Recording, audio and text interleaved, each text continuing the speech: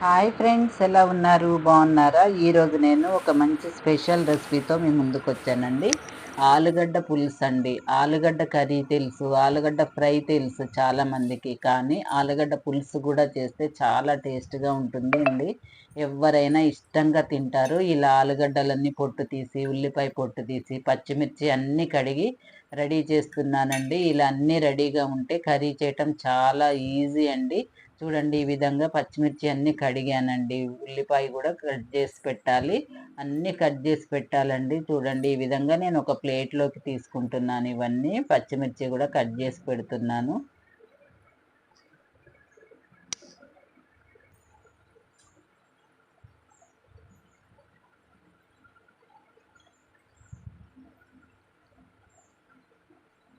ఇలా అన్నీ కట్ చేయాలండి. అలాగే ఆలుగడ్డలండి పొట్టు తీసి మంచిగా పెద్ద పెద్ద ముక్కలుగా కట్ చేయాలండి. ఆలుగడ్డలు పెద్ద ముక్కలుగా కట్ చేయాలండి. పులుసు కాబట్టి పెద్ద పెద్ద ముక్కలుగా కట్ చేస్తేనే బావుంటాయి.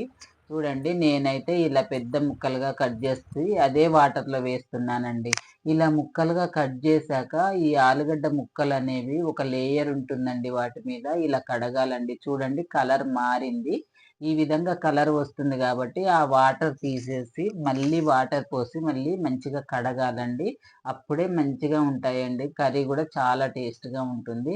చూడండి, ఈ విధంగా మంచిగా కడిగి ఒక ప్లేట్‌లోకి తీసుకుంటున్నాను. ఇలా అన్నీ రెడీ చేసి పెట్టాలండి. చాలా ఈజీగా అయిపోతుంది.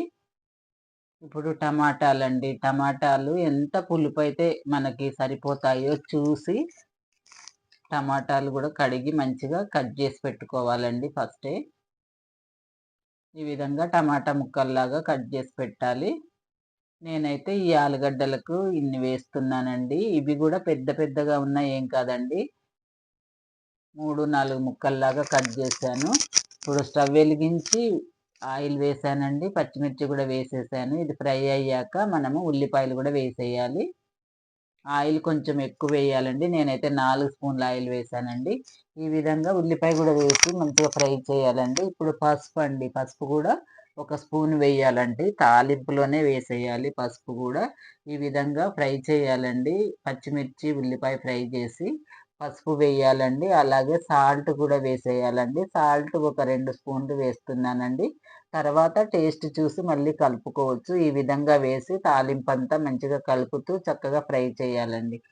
ఈ విధంగా ఫ్రై చేశాక మనము ఇప్పుడు తాలింపు రెడీ అయిపోయిందండి. ఆలుగడ్డ ముక్కలు గూడా వేసేయాలి ఇంకా. తాలింపు మంచిగా ఫ్రై అయిపోయిందండి.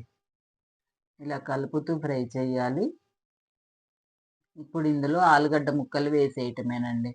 ఆలుగడ్డ ముక్కలు వేసి మంచిగా కలపాలండి. చూడండి, తాలింపులో ఆలుగడ్డ ముక్కలు వేసేస్తున్నాను. ఈ విధంగా వేసి మంచిగా కలపాలండి. స్టవ్ కొంచెం సిమ్‌లో పెట్టాలండి. లేకపోతే మాడిపోతుంది. ఈ విధంగా కలిపి మూత పెట్టాలండి. ఒక 2 మినిట్స్ మూత పెడితే ఆలుగడ్డ ముక్కలనేవి మంచిగా మగ్గుతాయండి మంచిగా. చూడండి, ఈ విధంగా మగ్గాయి. ఇప్పుడు మనం ఇందులో కారం వేయాలండి. మన టేస్ట్‌కి తగ్గట్టు. ఇది పులుసు కాబట్టి కొంచెం కారం ఎక్కువగానే పడుతుంది. నేనైతే 2 స్పూన్ల కారం వేస్తున్నానండి.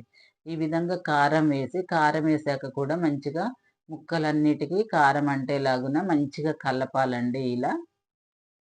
ఇలా కలిపాక మళ్ళీ ఒక 2 మినిట్స్ మూత పెట్టాలండి. ఎందుకంటే ఆ కారం అనేది ముక్కలకి పట్టాలి గాబట్టి 2 మినిట్స్ మూత చూడండి, ఇప్పుడు తీశాక మంచిగా కారమంతా ముక్కలకు పట్టింది. టమాటా ముక్కలు వేసేయాలండి అందులో.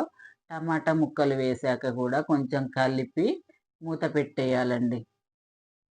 చూడండి, ఈ విధంగా మూత పెట్టేయాలి. టమాటా ముక్కలు గూడా మగ్గుతాయి. చూడండి, నేను ఒక స్టవ్ మీద టీ గూడా పెట్టేసానండి. టైం అయిపోతుందని. ఒక స్టవ్ మీద టీ పెట్టాను. ఇంకో స్టవ్ మీద రైస్ వెలిగిచ్చాను. చూడండి, రైస్ గూడా పెట్టాను. క్యారేజ్‌కి టైం అయిపోతుంది. రెడీ అయిపోవాలండి అన్నీ. టైం అయిపోతూనే ఉంటుంది. స్పీడ్‌గా వంట జేస్తున్నానండి. చూడండి, రైస్ గూడా ఉడికిపోతుంది. టీ గూడా అయితుంది. అలాగే నా కర్రీ గూడా అయిపోతుందండి. చాలా సింపుల్‌గా అన్నీ రెడీ పెట్టేసుకొని టకా కర్రీ జేసేస్తున్నాను. చూడండి, ఈ విధంగా టమాటా ముక్కలు వేశాక మంచిగా కలపాలండి.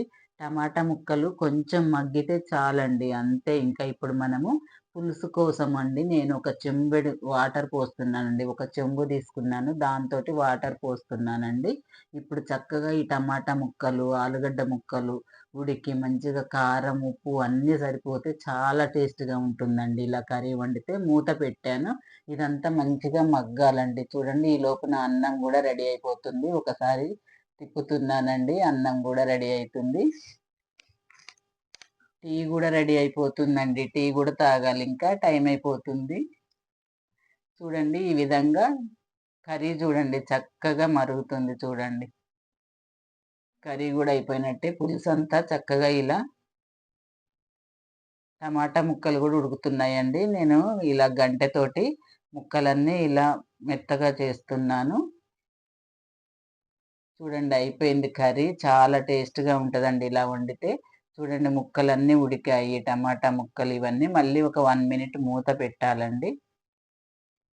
మూత పెట్టాక చూడండి మంచిగా ఉడికిందండి. పులుసు రెడీ అయిపోయింది.